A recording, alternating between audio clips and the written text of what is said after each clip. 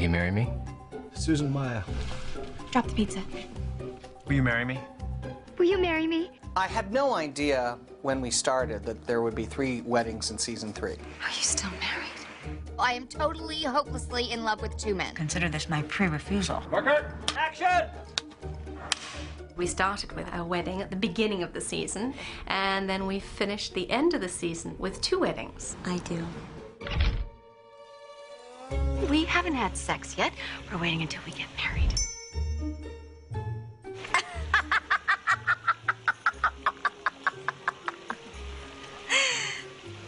Oh my God, you're serious? When I came back to work right after getting married, they said, you know, you're getting married on the show. I was sort of newly pregnant at that point, and so I remember putting on that beautiful dress and just being terribly nauseous and then trying to look like a bride. For my own wedding, I had worn this beautiful Ream Acrid dress, so I thought, well, I love this designer. Let's see if she wants to send something, and she sent the perfect brie dress. The dress was tailored, it was elegant, it had these beautiful little tiny buttons and a series of very brie bows. It was perfect quintessential brie. I'm not sure that I've ever seen this shade of green before.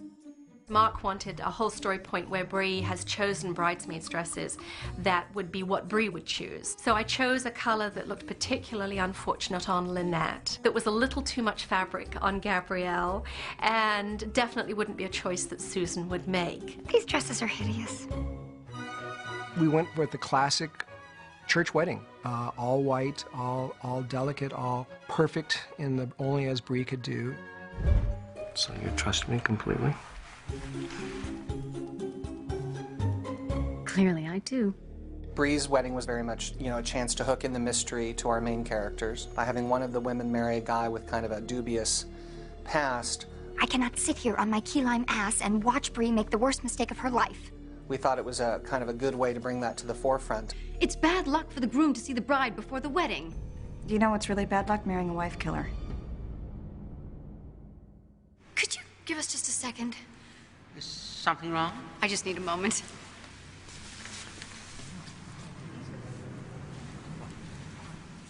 Did you kill your wife? I really enjoyed doing the dance that we did. I hope we can do more of that now that I'm not pregnant, because I think it really suits Kyle and I. It just was really fun to have dance be part of the language that we spoke. That was kind of the highlight for me about the wedding. Working with Marcia is so great. We have such a great chemistry, I think. I've just been having a wonderful time. Today I'm so filled with love, I can forgive anyone, anything. The wedding of Gabrielle and Victor Lang was done in Victor's backyard at his mansion. There were probably 200 guests. Now wait till you get past the palm tree, then you can start running. We made sure that Eva's was just the most glorious, over-the-top wedding you could possibly have. I wanted to get married after seeing that wedding. Cut.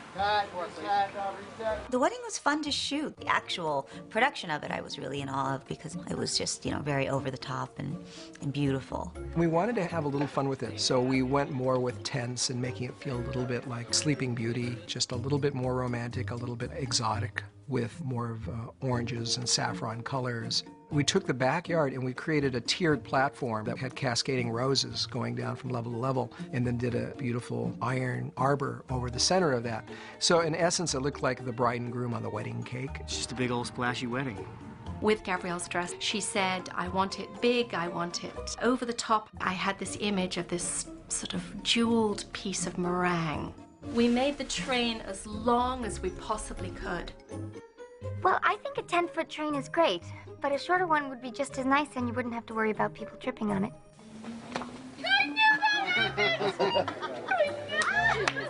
I think Gabrielle is sort of like Elizabeth Taylor, and she's gonna get married 8 more times on this show. Hopefully. I love wedding dresses. All of our friends went to Bree's wedding, and now they're going to Gabby's. 2 months from now, do we really want them thinking ours wasn't as nice? It seems to me our friends wouldn't be there to make petty comparisons. They'd be there to celebrate our love. You would think that, but no. Mike is trying to keep up to standards with what the big fancy wedding should be, and I think Susan feels compelled to have it be as good as Gabby's and as good as Bree's. Oh, I know. Maybe we can make the champagne flow through the ice sculpture. Ultimately, the love that she has for Mike is what won out. I think Susan realizes what the most important thing is, and probably Mike realized it all along, but she gives in and comes up with this very simple but extremely romantic idea. I don't know if you've noticed, but my idea of the perfect wedding keeps changing.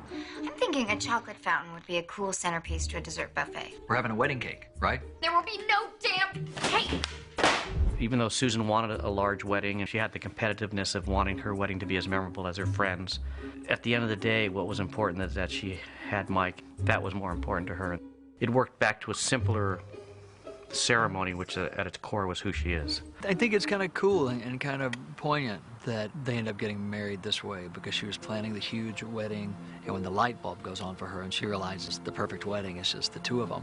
We tried on a number of phenomenal designer dresses that looked exquisite on her, and then she was the one who said, you know, I think I need us to believe that Susan had it hidden in her closet. Just hurry up and get dressed. We only have 45 minutes. This is what we came up with, and it's a testament to Terry that she helped conceptualize such a simple, soft dress.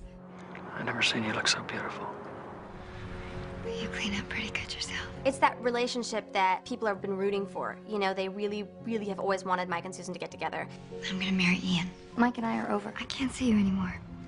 Are we ready? Are you kidding? They've been dragging this thing out for 3 years.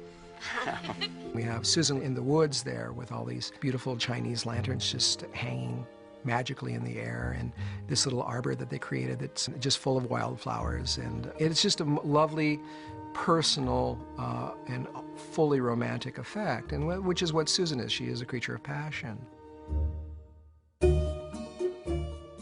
I think it worked out great, the final episode. You know, you see the over-the-top wedding where everything's just gorgeous, but Gabrielle is so unhappy, and then you see the very simple, romanticized wedding in the woods with Susan and Mike, and it's just, you know, it's simple but just lovely and pure. In essence, each one got the wedding they deserved this season, and so it all ended up kind of working the way you'd want it to. The year before it was marriages coming apart and death, and this year certainly seemed to be a year of people coming together. It's definitely a year of marriage.